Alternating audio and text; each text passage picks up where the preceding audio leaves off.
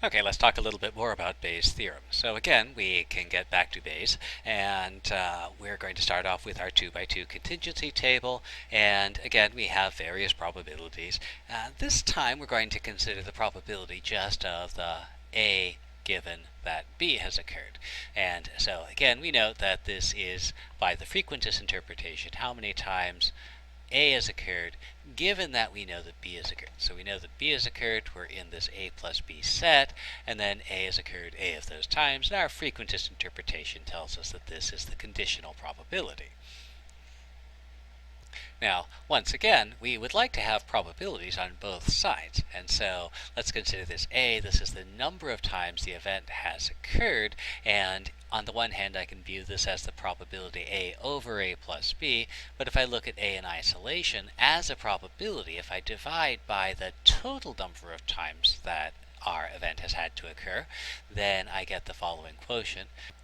Now let's consider the two pieces separately. The denominator here, A plus B over A plus B plus C plus D. Well, A plus B is the number of times that B has occurred. So this denominator here is the probability that B has occurred given that we know nothing else. We don't know whether or not A has occurred. So this is, it's occurred A plus B times out of a total of A plus B plus C plus D times. So this denominator is just the probability that B has occurred. If I look at the numerator, this is the number of times that both A and B have occurred, but it's out of a total of A plus B plus C plus D times. So I don't know anything else other than both events have occurred, so I can express that as the probability of both A and B. And what this quotient gives us is another form of Bayes' theorem.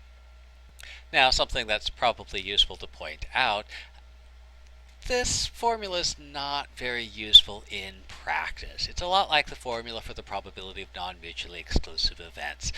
The number of times we'd actually use the formula as it's written are fairly uncommon because, quite frankly, the information we need is hard to come by. However, the formula itself, because it relates the conditional to the unconditional probabilities, is very useful from a theoretical point of view. And that particular importance comes when we start to look about dependent and independent events. So let's consider a pair of independent events. So first off, we have by Bayes' theorem, which applies whether or not the events are dependent or independent. We have the relationship, the probability of A given B is the same as the probability of both A and B divided by the probability of B. However, there's something useful that happens. If the events are in fact independent, then I know that the probability of A given B is the same as the probability of A by itself. In other words, knowing that B has occurred leads to no change in the estimate of our probability.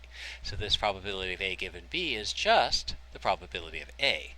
And now, again, nobody likes fractions, so I'll multiply across, and that tells me the probability of A times the probability of B is the probability of A and B both occurring.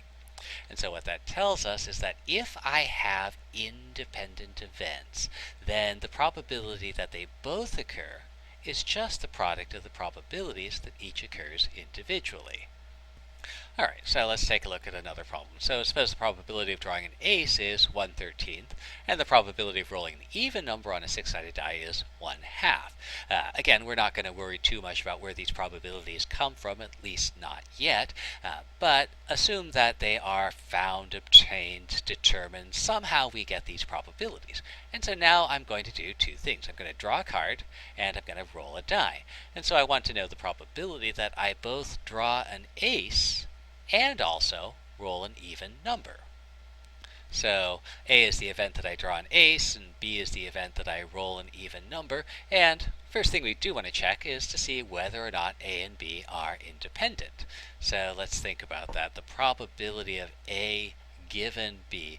The probability that I draw an ace, given that I know that I've rolled an even number. Alright, well we know, I'll roll the die, it's an even number, and you probably don't change your confidence or not that I've drawn an ace. Knowing that I've rolled an even number wouldn't seem to give you any useful information about whether or not I drew an ace. So given that the probability of A given B is the same as the probability of A, I can conclude that the events are at least reasonably independent. And so independence allows me to use the formula for the probability of independent events. The probability that both occurs is just the product of the two probabilities. And I know the one probability is 1/13th, and the other probability is 1/2, so my probability is going to be the product, 1/26th.